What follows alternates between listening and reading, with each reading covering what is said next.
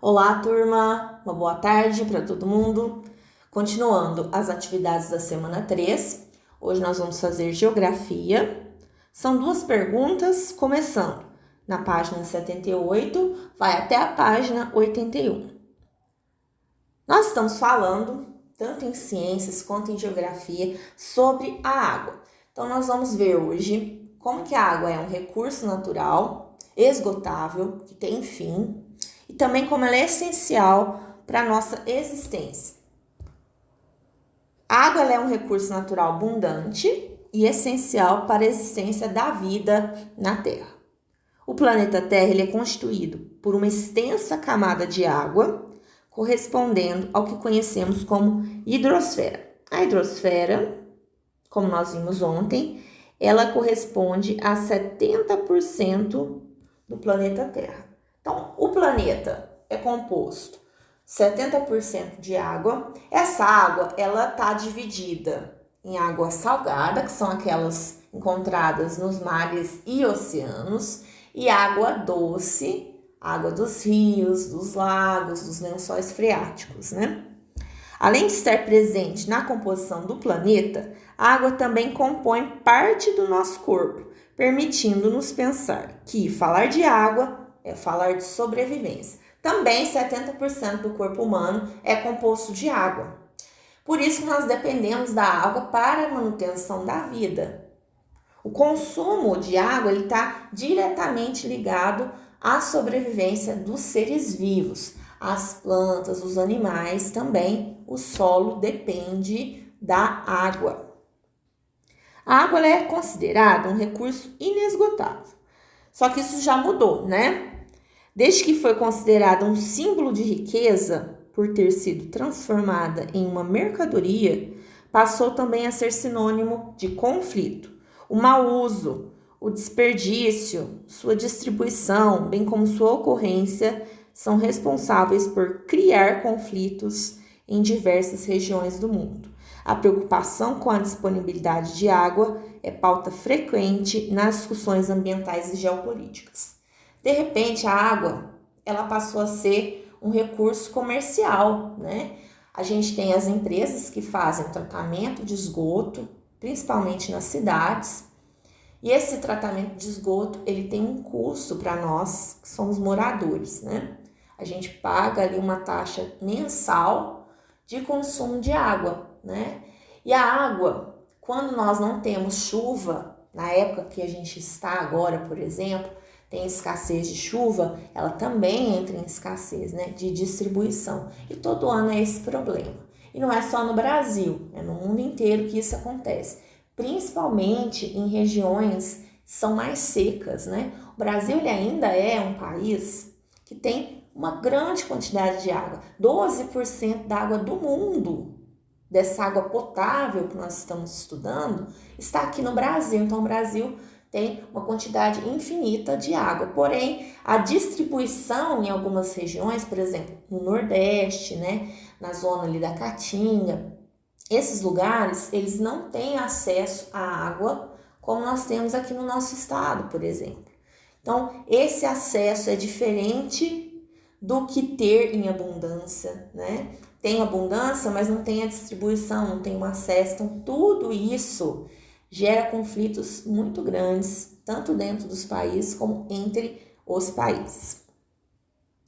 Nós vamos responder aqui essas perguntas de acordo com o que a gente sabe, né? Com o que a gente acha, com o que vocês imaginam, com as palavras de vocês. Na A, vocês vão colocar assim, ó. Se nós não fizermos economia de água, um dia ela pode faltar. Isso é um fato, né? O que podemos fazer para ajudar a economizar água? Escreva 3 ações. Vocês vão pensar, desde o que vocês já estudaram até hoje, que vocês sabem, 3 coisas que podem ajudar a economizar a água. B. Você já imaginou um mundo sem água para beber? O que aconteceria? O que a gente vem falando, né?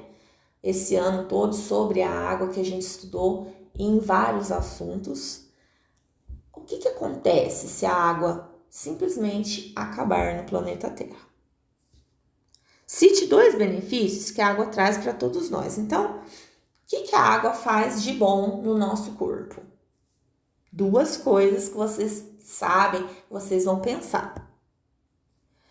Na D, a água pode provocar prejuízos quando pensa em um desastre, né, ambiental.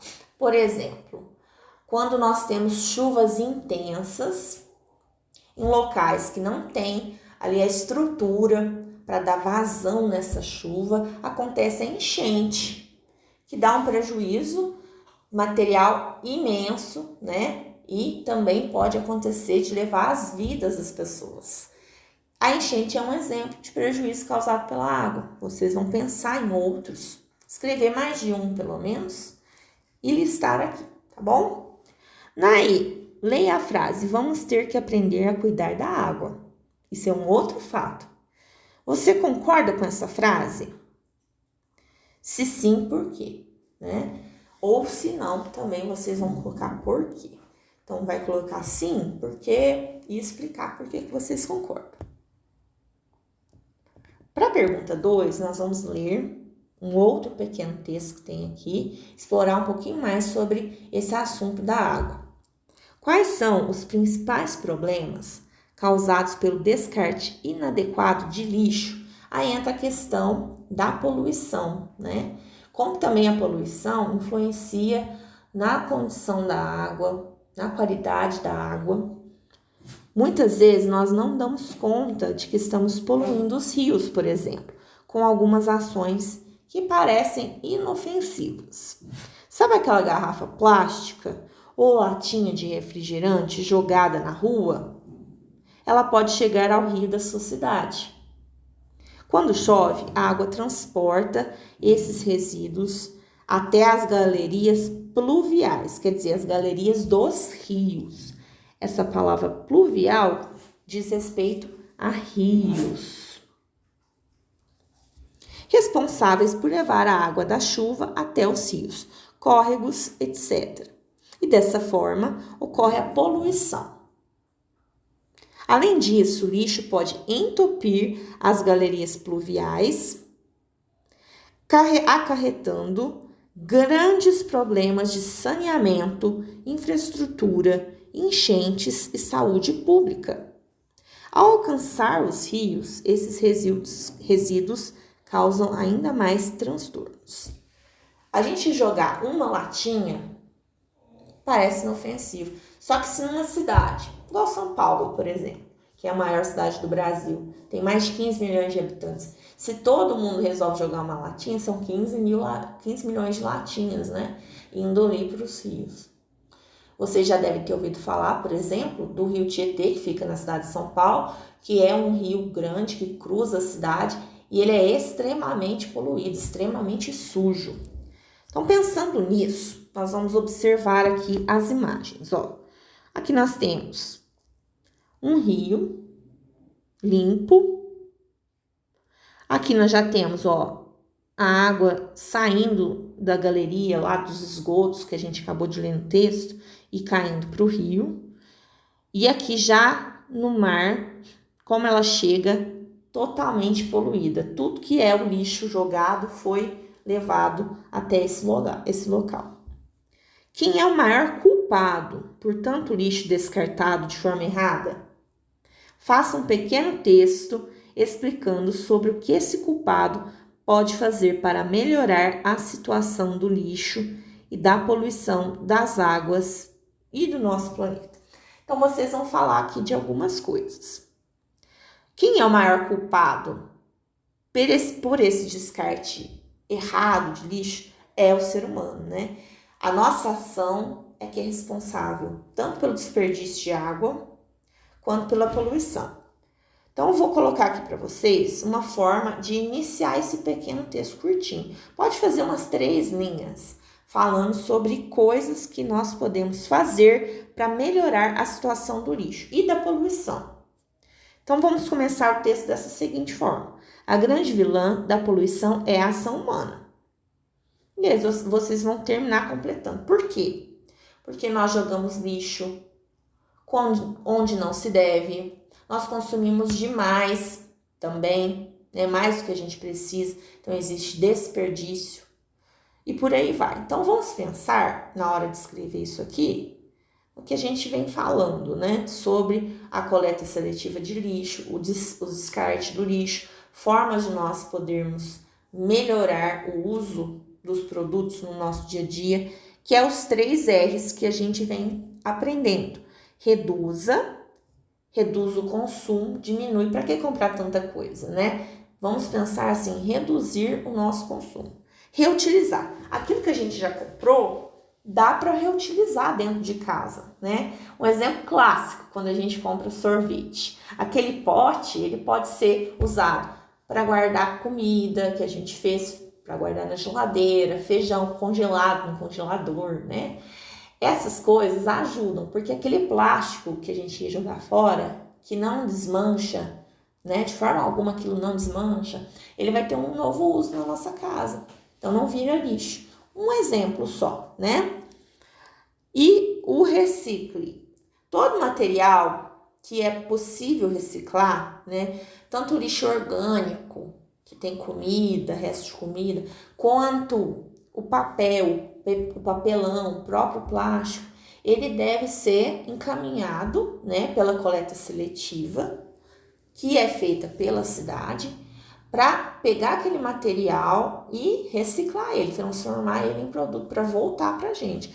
Então, o que a gente consome, se a gente recicla, não vira lixo, né? Tá sempre ali criando um novo ciclo. Então, esses 3 R's, eles são muito importantes para diminuir essa ação aqui do ser humano de poluir, de gerar lixo. Então, é isso. Vocês vão colocar um pequeno textinho, pode ser umas 3 linhas, falando sobre o que a gente deve fazer. E na B, tem uma frase aqui, faltando algumas palavrinhas, e essas palavrinhas estão aqui no quadro embaixo.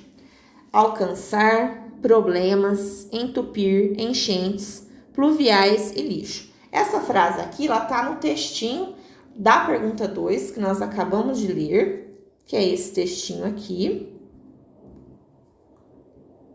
E aí vocês vão reler, procurar a frase e ver onde que encaixa cada palavra que está faltando. Alcançar, problemas, entupir, enchentes, pluviais e lixo. Certo, pessoal? Por hoje é só isso. Qualquer dúvida, eu estou à disposição. Até amanhã.